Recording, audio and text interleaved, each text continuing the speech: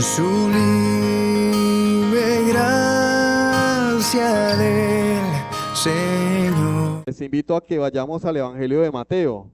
Evangelio según San Mateo, capítulo 5.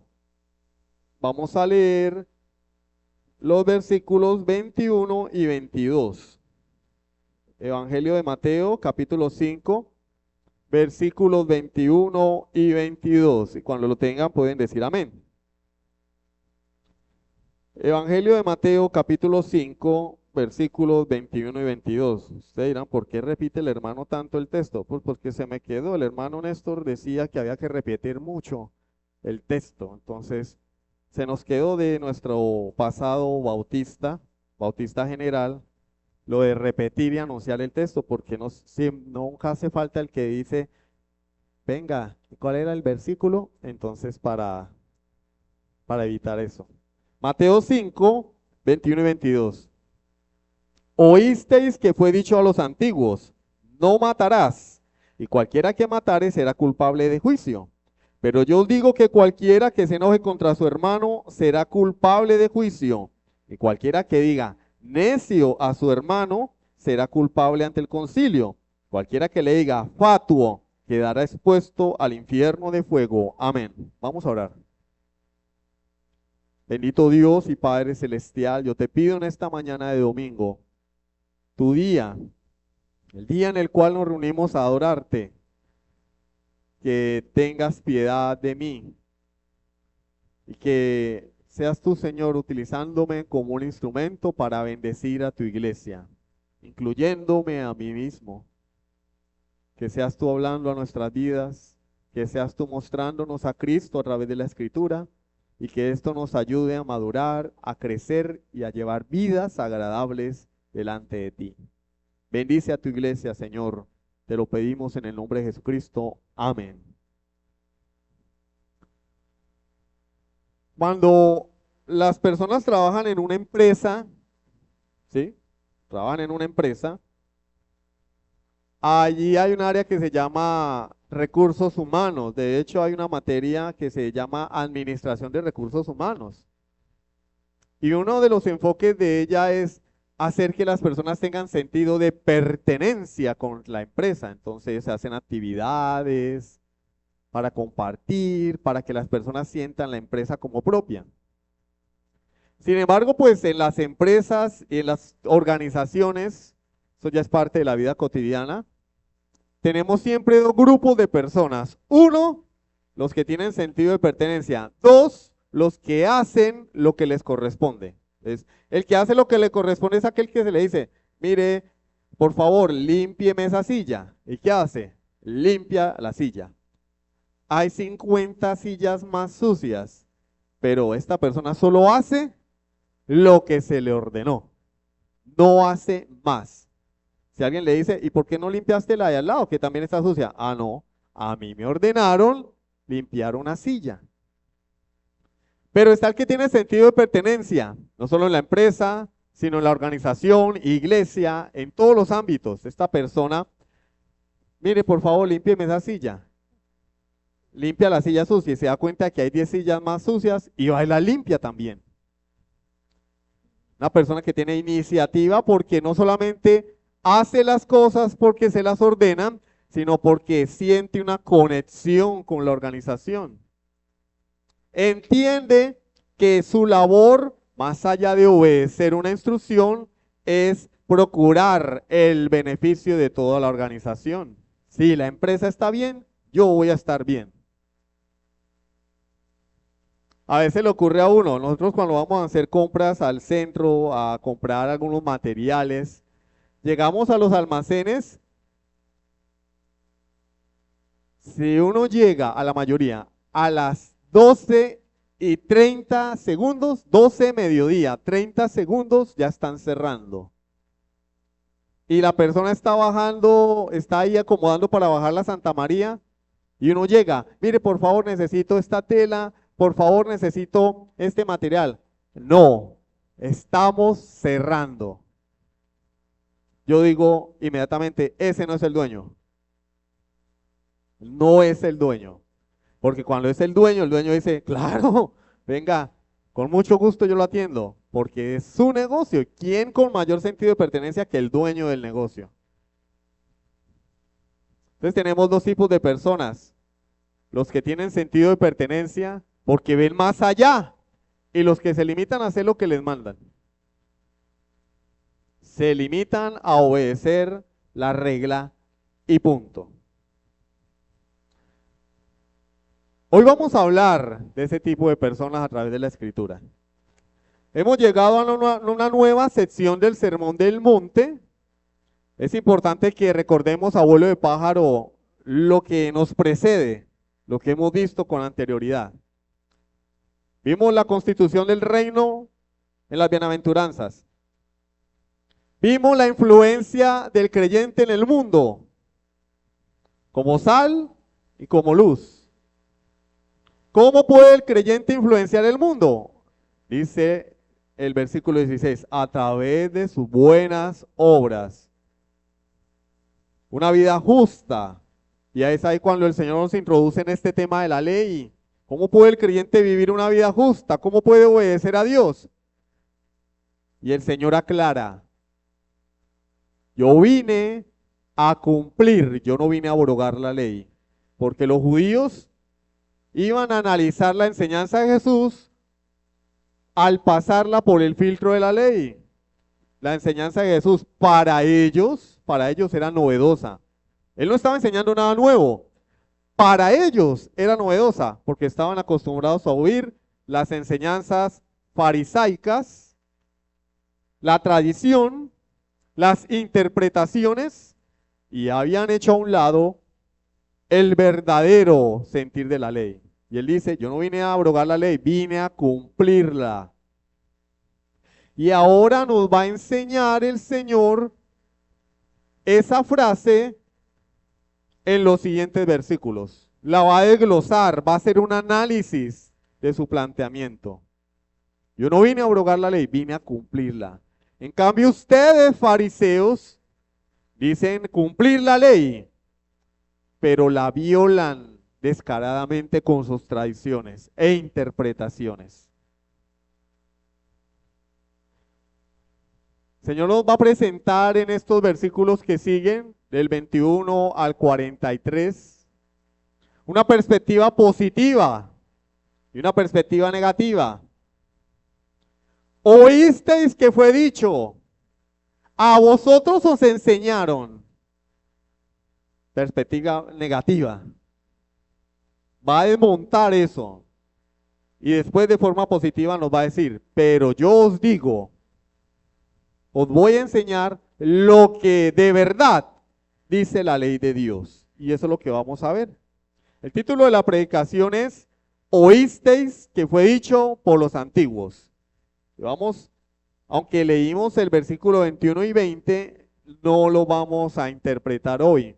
Hoy vamos a hacer una revisión del contexto general de los versículos 21 hasta el 43, que tampoco los vamos a analizar, solamente vamos a presentar una introducción para lo que sigue, porque estamos en una nueva etapa del Sermón del Monte. El primer punto de esta mañana es, oísteis que fue dicho por los antiguos. En segundo lugar, pero yo os digo. En tercer lugar, el espíritu, no la letra. Y allí mismo veremos algunas aplicaciones prácticas. Entonces, por favor, vamos a iniciar con el primer punto de nuestro sermón. Como ya hemos visto, los escribas y fariseos hacían un marcado énfasis en la letra de la ley. Olvidaban los principios detrás de la ley. Eso es lo que vamos a ver en los versículos 21 al 48. El Señor se ocupa de presentarnos cuál es el verdadero espíritu de la ley, cuáles son los principios que se ven involucrados en la ley divina de Dios. Y lo hace a través de 6 afirmaciones, que repito, no las vamos a ver hoy. Se va a hacer nuestro desarrollo en las semanas que siguen. 6 afirmaciones que el Señor hace. La primera, versículo 21. Oísteis que fue dicho a los antiguos, no matarás. y cualquiera que mate será culpable de juicio. Primera afirmación. La segunda está en el versículo 27. Él dice, oísteis que fue dicho, no cometerás adulterio. Oído. Oísteis que fue dicho, no cometerás adulterio. En tercer lugar, en el versículo 31 leemos, también fue dicho, cualquiera que repudia a su mujer, dele carta de divorcio. Es que el Señor está haciendo referencia a lo que se les ha dicho. El cuarto planteamiento del Señor está en el versículo 33. Además, habéis oído que fue dicho a los antiguos, no perjurarás, sino cumplirás al Señor tus juramentos. En quinto lugar, en el versículo 38 leemos, oísteis que fue dicho, ojo por ojo y diente por diente. Y finalmente, la sexta afirmación nos dice en el versículo 43, oísteis que fue dicho, amarás a tu prójimo y aborrecerás a tu enemigo. 6 afirmaciones para enseñar lo que realmente dice la ley y desmontar las falsas enseñanzas de los escribas y fariseos. Ahora bien, ¿qué significa eso? Porque nosotros tenemos acá nuestra versión Reina Valera. Oísteis que fue dicho, oísteis que fue dicho. ¿Qué significa eso? Bueno, otras traducciones dicen, oísteis que fue dicho por los antiguos. Lo cual quiere decir que el Señor lo que en realidad pretende con esta enseñanza es mostrarnos la verdadera exigencia de la ley frente a las falsas enseñanzas añadidas por los escribas y fariseos. Ellos fueron añadiéndole a la ley sus interpretaciones. A tal punto que el pueblo comenzó a pensar que las interpretaciones de la ley eran del mismo valor de la ley. El Señor viene a desmontar todos esos mitos. Observemos que Él no dice, habéis leído en la ley de Moisés. Él no dice eso. Él no dice, escrito está, como si le dijo a Satanás en Mateo capítulo 4. Escrito está. No, Él dice, oísteis que os fue dicho. Oísteis que os fue dicho por los antiguos. Él no dice, Moisés escribió y vosotros habéis leído, no. Oísteis que fue dicho, es decir, a ustedes les enseñaron así. A ustedes les enseñaron así. Y eso es lo que la palabra de Dios constantemente nos dice. A ti te enseñaron así. A mí me enseñaron así en una iglesia X, en una iglesia Y. El predicador X en el seminario Y. Pero como vamos a ver más adelante, el Señor dice, pero yo os digo. Vamos a ilustrar este punto. La situación del pueblo judío en este tiempo es exactamente la misma situación de Europa en tiempos de la Reforma. En los tiempos previos de la Reforma protestante. ¿Cómo era la situación de Europa previa a la Reforma? Bueno, la Edad Media. Durante la Edad Media, nadie tenía acceso a la Escritura, y el que tenía acceso a la Escritura y lo divulgaba, lo asesinaban. La iglesia romanista o papista masacraba a todo aquel que quisiera indagar la verdad. Esa era la situación. Las escrituras no estaban traducidas a los idiomas nativos de las naciones. Las escrituras solamente estaban traducidas al latín. Y si alguien no sabía latín, pues no había manera de entender la Biblia. De hecho, nadie podía aprender latín porque solamente aquellas personas que tenían acceso a la educación superior aprendían latín. Es decir, el clero y los nobles. De ahí para abajo, en las siguientes clases sociales, no había posibilidad de aprender. No había probabilidad de aprender. Había una casta religiosa y estaba el ciudadano de a pie, sin acceso a la educación. Uno de los grandes logros de la reforma fue establecer la educación básica, gratuita y obligatoria para que la gente pudiera leer, aprender a leer y leer cada uno la Biblia. Entonces los sacerdotes daban la Eucaristía en latín y la gente no entendía ni pío. Y le explicaban al pueblo lo que ellos suponían enseñaban las Escrituras. Pero nadie podía salir de la catedral a su casa. Suena un teléfono por allí. Nadie podía salir de la catedral para acá, la casa a comprobar o contrarrestar lo que la Biblia enseñaba, ¿no? Eso fue lo que enseñó el cura, el obispo, el sacerdote. Eso fue lo que enseñó. Y así se quedó. Entonces lo que la Reforma Protestante hizo fue poner la Biblia en manos del pueblo, para que cada uno pudiera comprobar de primera mano la veracidad de las enseñanzas a las que eran expuestos. Muestre a ver, el domingo me enseñaron en la misa esto, vamos a ver si es cierto.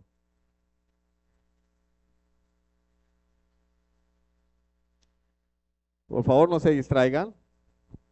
Hizo falta anunciar lo de apagar el teléfono o ponerlo en silencio.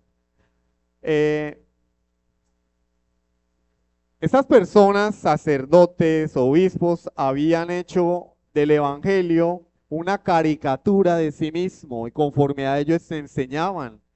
Entonces era imposible que una persona tuviera acceso al verdadero evangelio porque no había manera, no había manera.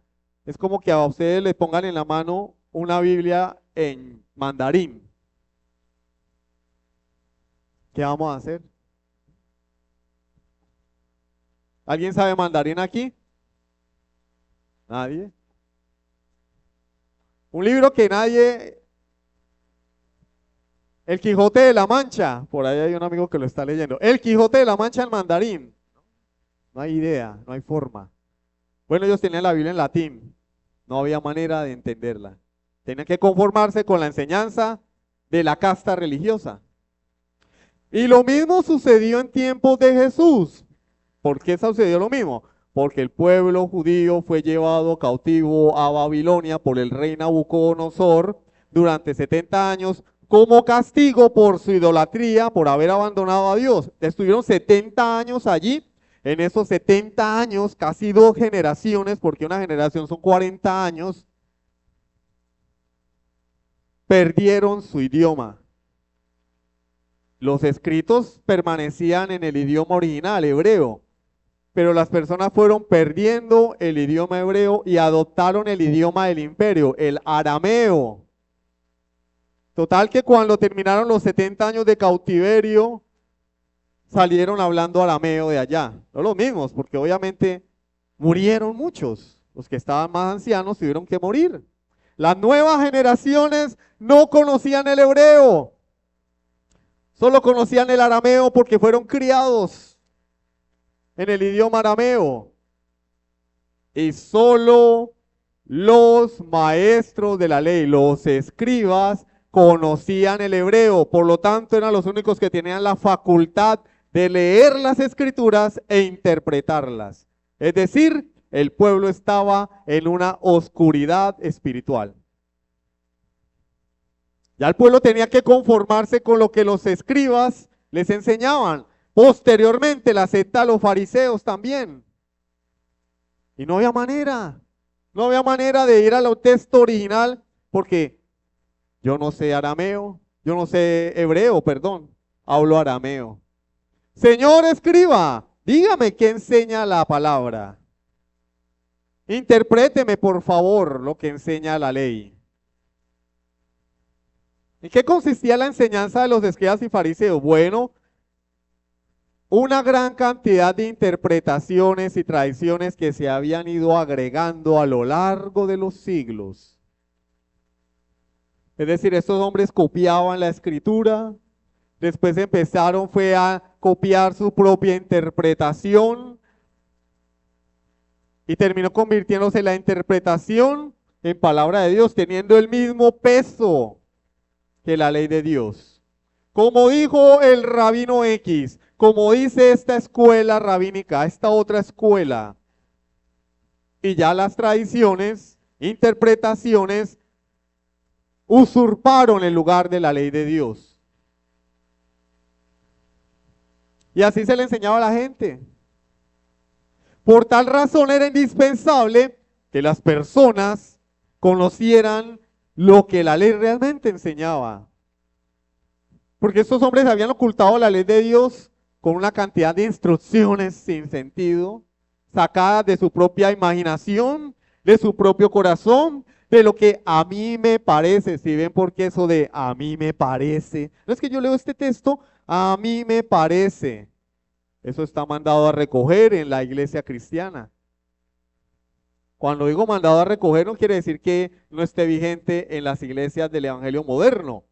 Lo que estoy diciendo es que para Dios eso es irrelevante. Como decíamos en la clase, a Dios le agrada lo que Él ha dicho, lo que Él ha establecido. De igual manera, en la Edad Media, la iglesia católica, la iglesia romana, perdón, porque es un error llamarle católica. Gracias a Dios hemos sido corregidos en ello. No debemos decir iglesia católica porque católicos somos nosotros.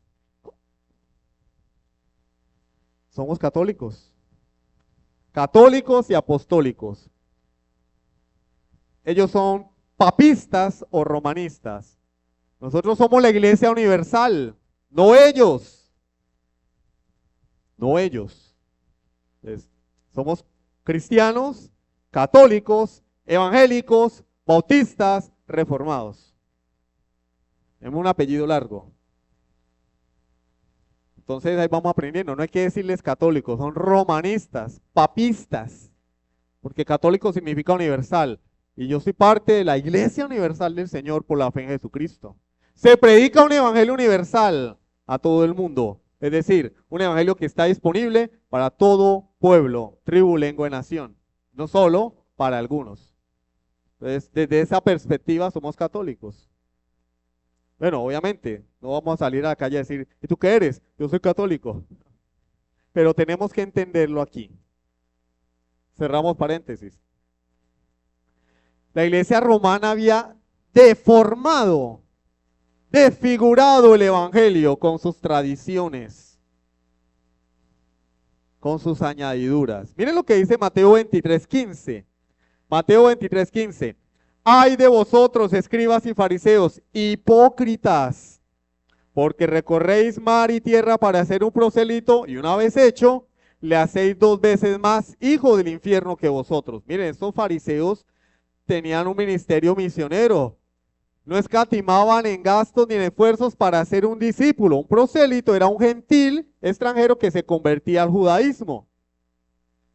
Pero en este contexto se convertía más que al hecho de ser parte del pueblo de Dios, a las prácticas religiosas establecidas por el judaísmo de la época. Es decir, adoptaban una religión. Comenzaban a seguir al pie de la letra las enseñanzas de los escribas y fariseos. Es decir, ellos hacían más que un discípulo, un fanático religioso. Y por eso el Señor condena aquí, dice, le hacéis 2 veces más hijo del infierno. En ese sentido, el discípulo superaba al maestro, era más religioso que el mismo fariseo. Es decir, un fariseo de fariseos. Así se autonombró el apóstol Pablo, fariseo de fariseos. Él pensó que metiendo creyentes presos, que llevando a algunos a la muerte, estaba honrando a Dios. El Señor dice, ustedes con sus tradiciones están enviando a la gente al infierno, con su ministerio misionero de mentiritas. Pero la iglesia moderna no está lejos de esto. Nosotros también tenemos tradiciones. Hablo de nosotros en términos generales de lo que es la el evangelicalismo moderno.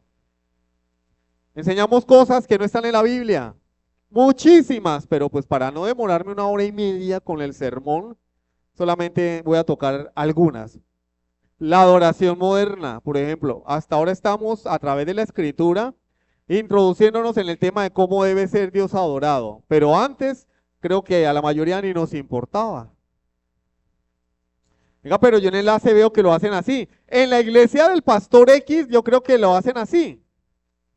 Bueno, es que no es como lo haga el pastor X, no es como lo hacen en enlace, no es como lo hacen en mi iglesia de donde yo vengo.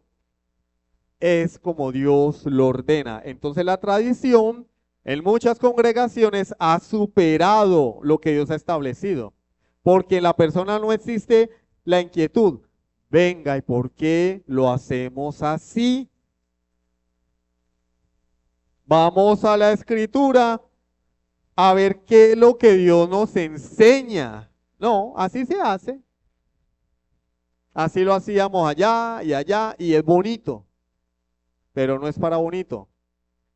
Es una tradición. Y las tradiciones tienen la tendencia a opacar en el corazón del hombre lo que la Biblia enseña.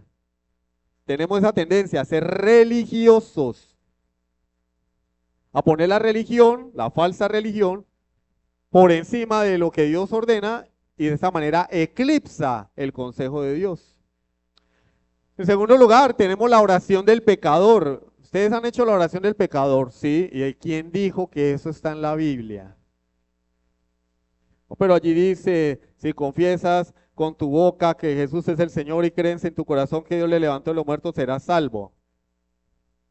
Él no habla de ninguna oración del pecador. Ahí lo que está diciendo es que yo primero en el corazón tengo una transformación, una obra interna del Espíritu Santo y conforme a ello hablo. Él no está diciendo, es más, repeat after me. Por favor, pasen al frente todos los que quieren recibir a Jesús en su corazón. Pasen al frente. Hagan esta oración conmigo. ¿En dónde? ¿Qué parte de la escritura está eso? No está. Sin embargo, se hace. ¿Por qué? Una tradición que por allá un hombre llamado Charles Finney inventó. Y se convirtió en una práctica bonita. Alce la mano, pase al frente. Es más, yo una vez estuve en un culto donde como nadie pasaba al frente, porque ustedes entenderán que esa predicación era más floja que beso de boba, nadie pasó al frente, entonces el predicador dijo, ¿lo sugieres por favor? Muevan a la gente, a las visitas a que pasen al frente. Y entonces se le paraban ahí al lado a la persona, bueno, hágale. ¿Serio? Para llenar un registro. Convertidos, 100. Convertidos ni que nada. Pisoteamos la Biblia para cumplir con tradiciones humanas. Cuando Dios obra, no es necesario jalar a la gente. La gente misma, como en la predicación de Pedro allí en el libro de Hechos. ¿Qué haremos para ser salvos? Se quebrantaron, se compungieron de corazón. Pedro tuvo que decirles, por favor, alcen la mano, pasen aquí al frente. Eso sí, traigan su ofrendita, su diezmo bien, su primicia. No. Invenciones humanas. Pero es que todos los años damos la primicia. ¿Y en qué parte de la Biblia está eso? Por favor. Ya dejamos claro que eso era parte de la ley ceremonial que se cumplió en Cristo. Ya está cumplida. Yo no debo hacerlo. ¿Qué parte del Nuevo Testamento está eso? No está. ¿Por qué lo hacemos? En tercer lugar, la doctrina arminiana de la salvación. ¿De dónde salió eso? De que Dios no es soberano, que yo tengo libre albedrío, que yo escojo a Dios cuando quiero, cuando me place. Eso no tiene sustento bíblico, pero igual se le dice a la persona, no, pues yo todavía no me siento preparado. No, tranquilo, cuando te decidas. ¿Cómo que cuando te decidas? No, pero es que tú te arrepientes y hasta ahí Jesús construye el puente. Mira, yo me cansé de escuchar eso. Y de ahí en adelante tú tienes que construir el puente. ¿Quién dijo eso? ¿En qué parte de la Biblia está eso? El puente de Jesús. Y lo puso Dios. No me elegisteis vosotros a mí, sino yo os elegí a vosotros y os he puesto para que llevéis mucho fruto y vuestro fruto permanezca. Sin embargo, lo que se enseña en las iglesias, porque son doctrinas que son muy gustosas para el corazón del hombre religioso, es decir, nos hacen entender que merecemos algo. Entonces, claro, cuando uno se ha ganado algo, uno saca pecho. Pero como el evangelio aplasta el orgullo del hombre, no nos gusta porque nos aplasta, nos humilla, nos hace entender que sin él somos nada, estamos muertos. A nadie le gusta eso, ese mensaje no es popular. Entonces, de la misma manera que nosotros tenemos que rebatir estas falsas enseñanzas, Jesús ahora va a poner en claro cuál es la verdadera enseñanza de la ley y a evidenciar, para los buenistas, evidenciar las falsas enseñanzas de la casta religiosa. Segundo punto, pero yo os digo, dice el Señor. Ahora él hace una afirmación poderosa, él dice, pero yo digo, a ustedes les enseñaron así, oísteis que os fue enseñado, oísteis que fue dicho por los antiguos. Bueno, pero yo os digo. ¿Y él por qué puede decir así? Porque él es el eterno Hijo de Dios, porque él tiene la autoridad divina dada por el Padre, porque él es Dios encarnado. Él nos está diciendo no solamente que él nos va a interpretar la ley, porque su interpretación es la más verídica, la más segura, sino que él es el mismo dador de la ley a Moisés. Por eso podemos confiar en su interpretación, porque él no es un profeta más, no es un rabino más, no es un escriba más, no es un fariseo más, no es un hombre más. Él es el eterno Hijo de Dios encarnado, la palabra viviente de Dios. Por eso él puede interpretar la palabra de la manera más perfecta. Y nosotros hacemos bien en escuchar las palabras de nuestro Señor y Salvador. Oírlas, atender a ellas y ponerlas por obra. Jesús no vino a enseñarnos un código ético nuevo, él no vino a enseñar nada nuevo. Por eso le digo, yo no vine a abolir la ley, yo no vine a abrogarla, vine a cumplirla. Él vino fue a confirmar lo que la ley ya enseñaba, a recordarnos lo que Israel había perdido, el espíritu de la ley, los principios que están detrás de la ley. Ellos se habían apegado a la letra exactamente para inculcar sus tradiciones e interpretaciones humanas. ¿Cuál es el problema con esto? ¿Cuál es el problema? Pues es que a veces la Biblia es como muy estricta. Es como muy estricta la palabra de Dios. ¿Por qué no le rebajamos por aquí un poquito? ¿Cierto?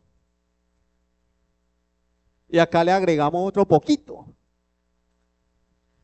El problema es que a nosotros, los seres humanos, no nos gusta guiarnos por principios, sino por reglamentos. Mucho más fácil que nos den una lista de mandamientos y obedecerlos. No mandamientos de la palabra, mandamientos. Por ejemplo, yo considero, un ejemplo, que ser santo es vestirse de cierta manera, sin escote, sin tiras, que me tape todo. Bueno, eso hacen los musulmanes. ¿Para dónde van ellos? Nadie nos va a ganar en eso. Nadie le gana a los musulmanes. Nos va a ganar, no, ya me metí. Nadie le gana a los musulmanes. Las mujeres ni siquiera se descubren la cara en algunos grupos musulmanes. ¿Y qué? ¿Eso lo santifica? Ah, no, pero sus normas dicen que sí. Y en algunas iglesias ha penetrado eso, de manera que las personas andan más pendientes de cómo deben vestirse que de cómo purificar su alma a través del Evangelio. Mucho más fácil obedecer reglas. Mire, la carne, cómala así. Claro, eso lo hace cualquiera, hasta un ciego. Hasta un ciego hace un pedazo de carne. Hasta un ciego no come morcillas. Hasta un mudo no come carne de cerdo. Ahora, ¿sirve? ¿Tiene algún efecto espiritual? No, porque el problema real está en el corazón. El joven rico dijo, todo eso lo he guardado desde mi niñez. Y cuando Jesús lo despacha, los discípulos dicen, Señor, entonces ¿quién puede ser salvo? Y el Señor dice, para los hombres esto es imposible, pero para Dios todo es posible. Para Dios es posible salvar a un hombre. ¿Cuál es el problema? Que para nosotros no. Entonces inventamos reglas para salvarnos a nosotros mismos. Yo me salvo por mis propias reglas. Ese es el tema de las religiones. Normas para que el hombre se salve a su manera. No, la manera de Dios es Cristo. Y no le interesa ninguna otra manera. Cristo, Cristo. Porque Cristo es vida. Yo soy el camino, la verdad y la vida. Nadie viene al Padre sino por mí. Juan 14:6. Él es la verdadera vida. Si el Evangelio es vida, lo que Él nos pide es que vivamos la vida de Cristo. Con principios, con sabiduría, con discernimiento. Pero las reglas, seguir reglas, es mucho más fácil. Tenemos la lista de reglas y lo que empezamos a hacer es chulito, chulito, chulito. Es como una persona que va a jugar fútbol y pues ocurre en muchos casos. Voy a jugar fútbol. Guayos, chulito. Medias de fútbol, medias licradas, ¿no? Están de moda las que van hasta arriba, chulito. Canilleras, chulito. Pantaloneta, chulito. Camiseta, chulito. Hasta la que viene por dentro que es para mejorar el rendimiento porque evita que la transpiración se quede allí. Bueno, chulito. Salta el hombre a la cancha, no juega nada. Severo tronco. Ah, pues le puso todos los chulitos, pero es que el problema no está en el equipamiento. El problema es que no hay talento. O no hay fútbol. ¿Qué debo hacer primero? Entrenar, practicar, adquirir técnica y después decir ya lo otro es carpintería. Hay personas que le juegan fútbol a uno descalzo. Y severos cracks, descalzo. Problema, como decíamos la semana pasada, es la esencia, no las apariencias. Debemos ver en la esencia, no la apariencia externa. Las religiones nos tratan como niños. ¿Cómo es uno con los niños?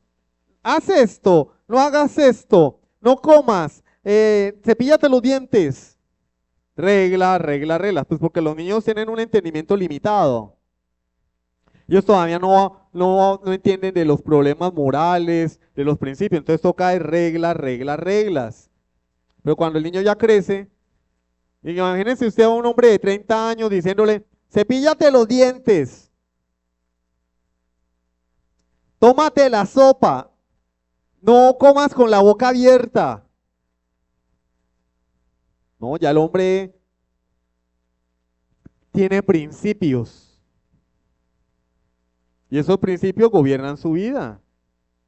Y guarda los reglamentos, pero porque entiende que hay algo sobre lo cual se fundamentan esos reglamentos. Un principio, el principio de la educación, por ejemplo.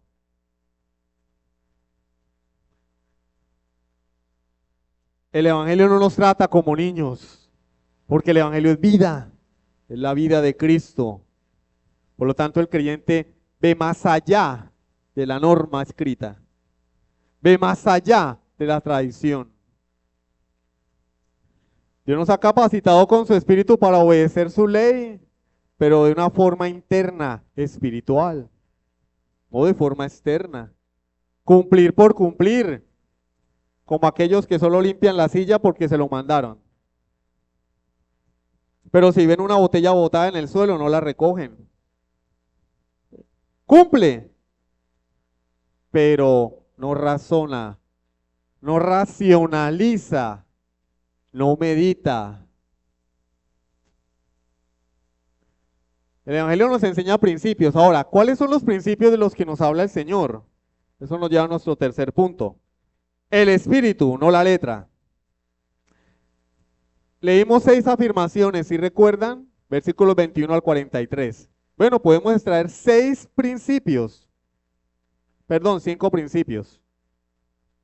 En primer lugar, la ley es espíritu, no solamente letra. La ley no tenía que ser algo mecánico, tenía que ser algo vivo. Según a los Corintios 3:6, Él mismo nos capacitó como ministros del nuevo pacto, no de la letra, sino del espíritu, porque la letra mata, pero el espíritu vivifica. Y eso no tiene que ver con, es que yo soy un creyente espiritual y por eso no leo la Biblia porque la letra mata. Ay, hermano, pero, yo me cansé de escuchar eso en cierta congregación de cuyo nombre no quiero acordarme. La letra mata, el espíritu. Entonces yo soy un cristiano de oración y de visiones y todas esas chicharronadas. Cuando habla de la letra mata, habla de que el propósito de la ley no era salvar al hombre. Es más, tampoco podía. ¿Por qué? Por la incapacidad del hombre. El hombre pecador no puede cumplir la ley. Por eso la letra lo mata. Por eso se llama ministerio de muerte. No porque la ley fuera mala, sino porque por mi debilidad, mi naturaleza caída, para mí era imposible cumplir la ley. Entonces la ley me mata. No robarás, yo robo. No codiciarás, codicio. Honra a papá y a mamá, no los honro. La ley me está matando. Pero el Espíritu vivifica, porque en el Evangelio, con una nueva creación, con el Espíritu de Dios morando en el hombre, ahora el nuevo ser que ha nacido de Dios está capacitado para obedecer la ley. Entiende el espíritu de la ley. El espíritu es vida. La letra de la ley nos mataba porque no teníamos a Cristo. Eso es lo que significa el texto. De manera que el propósito de la ley es darle cuerpo al espíritu. Por ejemplo, vamos al versículo 21, Mateo 5:21, donde se dice, oísteis que fue dicho a los antiguos, no matarás, y cualquiera que matare será culpable de juicio. ¿Cómo entendían los judíos el asesinato? ¿Cómo lo entendían? Quitarle la vida a otra persona. No matarás. Bueno, yo no he matado a nadie. Cualquier parecido con la religión moderna es pura coincidencia. Yo no he matado a nadie. Pero ¿acaso la raíz del homicidio no es el rencor, la amargura, la ira, el enojo y la falta de perdón? ¿O es que ustedes creen que un asesino que entra a una escuela armado hasta los dientes a matar niños y profesores, un buen día iba saliendo de culto y se le ocurrió ir a matarlos? No, en ese corazón hay resentimiento, hay odio, hay rencor, hay ira. Entonces descubren que este personaje estaba lleno de odio contra los profesores de esta escuela, porque era una escuela presbiteriana y esta persona pertenecía a la comunidad LGBTIQH1N1. Lleno de odio y resentimiento, decidió ir a asesinar a las personas objeto de su odio. Entonces lo que el Señor está diciendo es que matar no solamente es quitar la vida. El matar tiene una raíz y yo quiero destruir esa raíz. El Señor va a la raíz del problema, no a lo externo.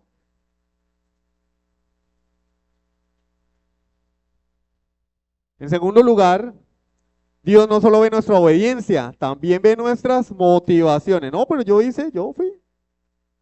fui e hice el aseo. ¿Cuál es tu motivación? No, porque si no hago el aseo no me dejan ser miembro de la iglesia. A ti no te importa la iglesia, no te importa que es el lugar donde Dios nos ha permitido congregarnos, no te importa que tus hermanos se sienten en una silla sucia. que vayan a un baño sucio. Por esa razón es que muchas veces el aseo queda hecho a medias. Va uno, baño sucio, va uno, pote sin llenar. No, yo hice lo que me tocaba. Dios ve la motivación del corazón. No, yo voy a ese grupo porque si no, ¿quién aguanta al pastor fastidiándome la vida con un sermón sobre si pertenecemos al cuerpo de Cristo y tenemos que tener hermandad? Entonces, pues qué más, a mí me toca ir, pero yo esa gente no me la soporto. Dios ve tu motivación, a Dios no lo vas a engañar. Yo vengo acá es porque mi papá me obliga. Él está librando su alma porque está haciendo lo que le corresponde. Tú eres el que está peligrando. Tu vida pende de un hilo. Arrepiéntete. Dios ve la motivación. No hay que pensar en la ley de Dios y en agradar a Dios solo en función de lo que hacemos o dejamos de hacer. Es la actitud interna, la del corazón, la que Dios tiene en cuenta. Y qué pereza ir a visitar gente. Pero yo me metí ya en esta vaca loca. Pues, ¿qué más? Tocó. El amor. El amor al hermano, que es un mandamiento de Dios. No, dice yo, pues yo voy a pasar allá a ofrendar, porque donde no pase, ¿qué va a decir la gente? Tú das porque te toca, por el que dirán. No lo das pensando en que la iglesia requiere recursos, ¿no? Necesita recursos para sostenerse, para pagar arriendo, comprar equipos, mantener equipos, para mandar a traer el material gratuito, porque el transporte tiene un precio. El material es gratis, pero el transporte no. ¿No te interesa eso? Entonces Dios ve la motivación del corazón. Tercero, antes de ver la ley en forma negativa, veámosla de manera positiva. Es decir, el propósito de la ley no es impedirnos hacer unas cosas que son malas. No hagas esto porque es malo. No, el propósito de la ley es guiarnos en forma positiva para que no solamente hagamos lo bueno, sino que amemos lo bueno. Porque hay personas que dicen ser creyentes y se abstienen de ir a ciertos lugares, de consumir alcohol, de consumir cigarrillo, de acostarse con una mujer que no es su esposa o con un hombre que no es su esposo, se abstienen, pero no tienen ningún problema en albergar resentimiento en su corazón, envidia, celos, chisme.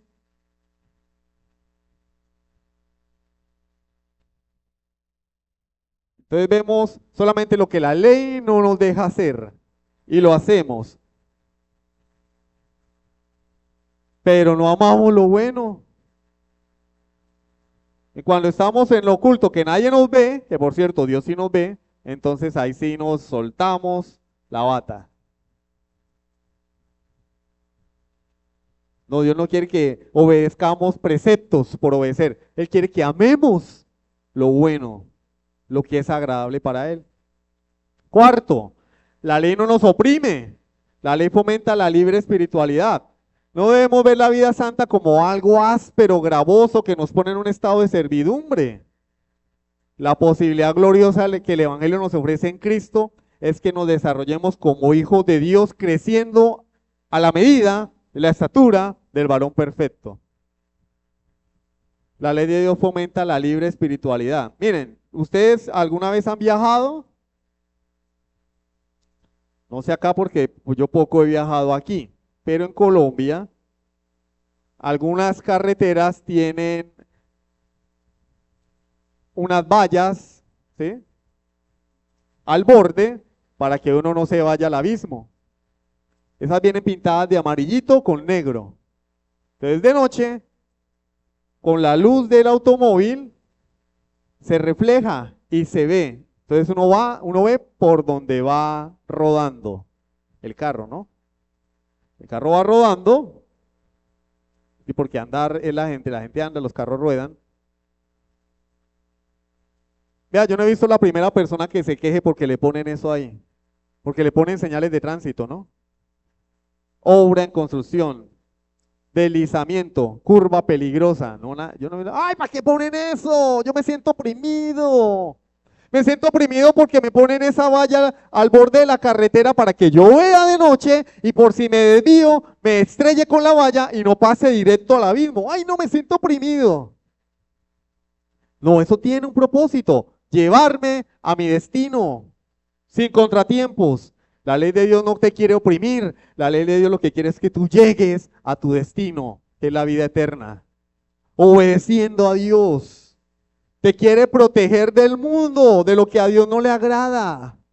Y cuando te vas a salir del camino, ahí está la ley. No, por aquí no es. Ahí está la señal de peligro. Esa es la ley de Dios. Pero si pensamos que la ley de Dios nos oprime, es porque no hemos entendido nada. No hemos entendido el Evangelio. La ley de Dios es buena, agradable y perfecta. Quinto, la ley y sus principios éticos no son un fin en sí mismos. No, yo tengo que cumplir la ley. No, el propósito de la ley es que yo conozca al dador de la ley, porque la ley de Dios es un reflejo de su carácter santo, justo, amoroso. ¿O acaso el resumen de la ley no es amarás al Señor tu Dios y amarás a tu prójimo como a ti mismo? Dios quiere que a través de su ley yo conozca quién es Él. Ese es el fin de la ley para el creyente, el propósito de la ley. Algunas conclusiones que podemos extraer de estos principios. 2. En primer lugar, no creas todo lo que te digan, porque al igual que en los tiempos posexílicos, al igual que en los tiempos de Jesús, al igual que en el tiempo de la Edad Media previo a la Reforma, abundan personas inescrupulosas que cierran la Biblia para su propio beneficio. Procurarán hacer del pueblo de Dios inútiles y perezosos mentales, con tal de poder manipularlos a su antojo. Y esto porque persiguen poder, dinero, fama, influencia. No lea la Biblia. Hermano, mire, yo quiero saber eso de la predestinación. No. Eso es para la gente del seminario. Eso es para todo el mundo porque está en la Biblia. No creas todo lo que digan. Tenemos que ser como los bereanos de Hechos capítulo 17, que no tenían el Nuevo Testamento, solo tenían el Antiguo y corroboraban cada palabra que el apóstol Pablo les enseñaba para ver si era verdad. Nosotros tenemos toda la Biblia. Termina el culto. Chao. Ay, miércoles de oración, otra vez. Otra vez, miércoles de oración. Si hay alguna aplicación abierta en el teléfono, Instagram, TikTok, WhatsApp, Facebook. Y la de la Biblia, no, eso es. La aplicación de YouVersion da felicitaciones cuando uno es un lector constante de la Biblia. No lo felicitan. Más bien, cuando abren la aplicación hay una cara, ahí así un emoticón haciendo así. Pero ¿cuándo va a leer la Biblia, hombre? Tenemos que dejar de tragar entero. Seamos como los bereanos, porque Satanás está en todo allí afuera. No, Satanás está en la iglesia. De la iglesia es que han surgido las herejías. Es de la iglesia. De la iglesia salieron los gnósticos, de la iglesia salieron los arrianos, de la iglesia salió el nestorianismo, de la iglesia salió el sabelianismo, el arminianismo, el dispensacionalismo. Eso salió de la iglesia, no solo fueron los musulmanes los que trajeron eso. No comamos entero. Escudriñemos la escritura. En segundo lugar, debemos obedecer lo que Cristo nos enseña. Hagamos a un lado tradiciones, interpretaciones.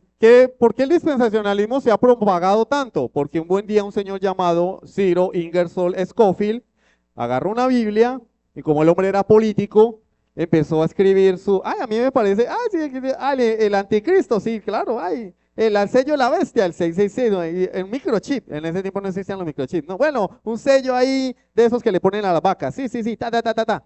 Y la gente empezó a leer la Biblia, la publicó, la Biblia Scofield, y la gente empezó a leer la Biblia. Ay, mire, aquí dice, claro, la gran tribulación, los 7 años, ay, sí. Mire, acá dice que la ley es del Antiguo Testamento. Acá dice que la iglesia, que Dios tiene dos pueblos, Israel y la iglesia. Miren, ay, sí. Empezaron a pensar, comenzaron a pensar que la interpretación al pie de página era parte de la palabra de Dios. Y por eso tenemos esa falsa enseñanza tan extendida hoy en día. De manera que nosotros somos una minoría. Le dieron más importancia a la tradición y a las interpretaciones que la misma Biblia. No hagamos eso. Debemos obedecer lo que Cristo nos enseña, porque a Dios solo le agrada que obedezcamos lo que Él ha ordenado. Una vez un papá le dijo a su hijo que tenía que ser atento y considerado. Y el niño le dijo, papá, ¿eso qué es? Ser atento y considerado. Y el papá le dice, hijo mío, así como cuando ustedes le dicen, hijo mío. Venga, chino. Ser atento y considerado es como cuando tu mamá viene con las bolsas del mercado. Ser atento es ayudarle a cargar las bolsas. Eso es ser atento y considerado, ¿sí?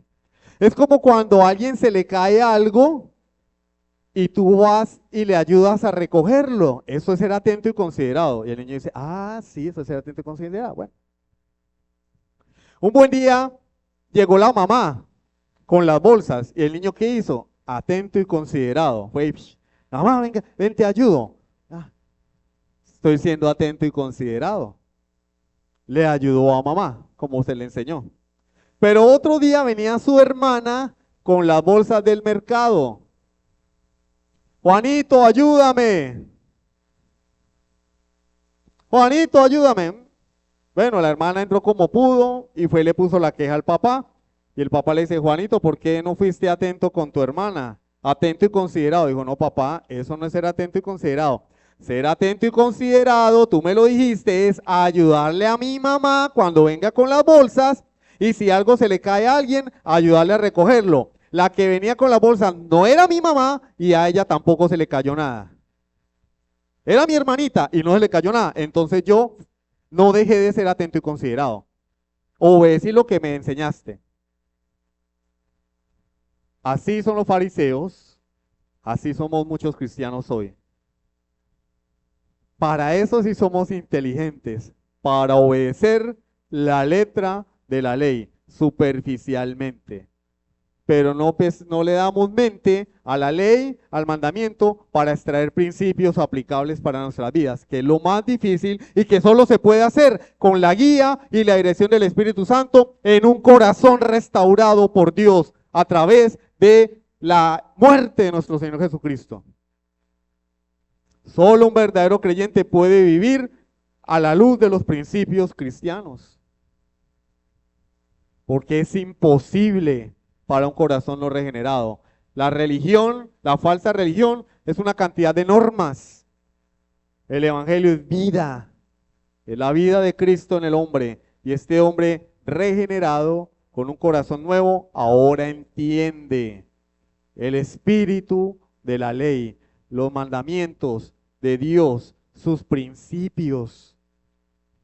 Así como aquel hombre que sin necesidad de que se le diga, porque tiene el Espíritu Santo, él sabe que si ve a una mujer que no es su esposa y la desea en su corazón, está adulterando. No como los fariseos, que censuraban el adulterio, pero no tuvieron ningún problema en espiar a una mujer que estaba en pleno acto de intimidad con otro hombre para acusarla.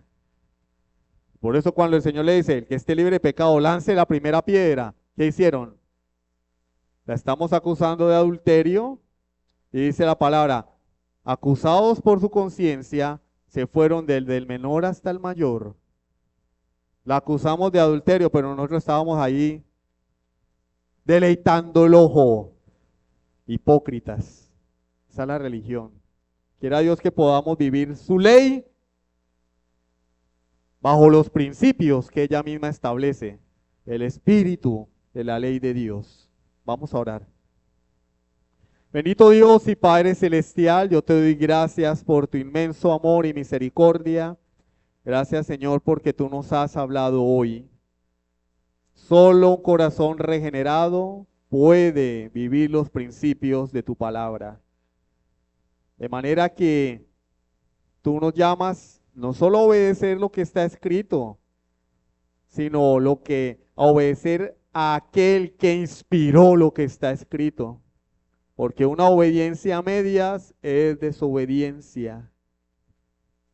Padre, ayúdanos, danos sabiduría, danos discernimiento para poder guardar tu ley y ver la hermosura que se encuentra en ella. Ver a Cristo reflejado, Señor, en ese decálogo maravilloso que nos has dado. Ver a Jesucristo en cada página de la Escritura. Ver a Jesucristo, Señor, en cada letra, en cada palabra que nos ha sido escrita en el Nuevo Testamento, bendito Rey. Para enamorarnos, Señor, de ti cada día más.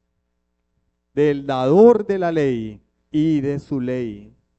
Padre, si hay alguien aquí que no ha entendido que debemos regirnos por principios más que por reglamentos, es porque no tiene a Cristo, Señor.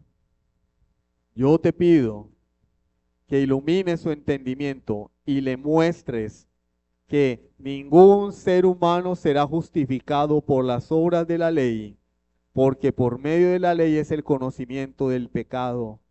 Y el propósito de la ley es mostrarnos nuestra incapacidad para que corramos a Cristo. Yo te pido que le des arrepentimiento y fe para que seas salvo, amado Dios. Oramos en el santo nombre de Jesucristo. Amén.